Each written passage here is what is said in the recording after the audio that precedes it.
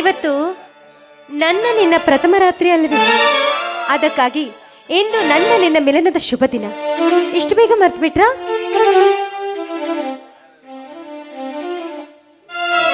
ನೋಡು ಭಾರತಿ, ನಿನಗೊಂದು ಮುಖ್ಯವಾದ ವಿಷಯವನ್ನೇ ಹೇಳುವುದನ್ನು ಮರೆತು ಬಿಟ್ಟು, ನಾನು ಬೆಂಗಳೂರಿನಿಂದ ಬರುವುದಕ್ಕಿಂತ ಮುಂಚೆ ಆಗಾಗ ಜ್ವರ ಬರುವ ಸಲುವಾಗಿ ಡಾಕ್ಟರ್ ಹತ್ರ ಹೋಗಿದ್ದೆ.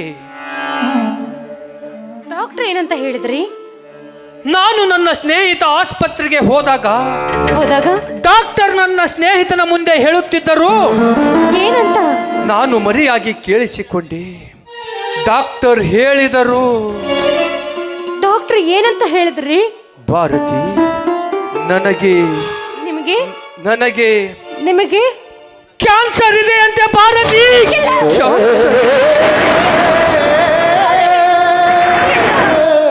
ನೀವು ಸುಳ್ಳು ಹೇಳ್ತಾ ಇದ್ದೀರಾ?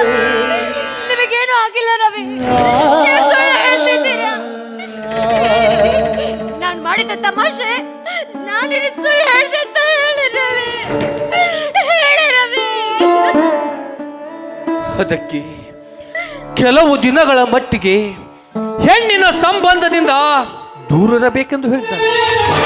ಅದಕ್ಕೆ ಭಾರತಿ, ನನ್ನ ರೋಗ ವಾಸಿಯಾಗುವವರೆಗೂ ದಯವಿಟ್ಟು ನೀನು ಸಹಕರಿಸಬೇಕು.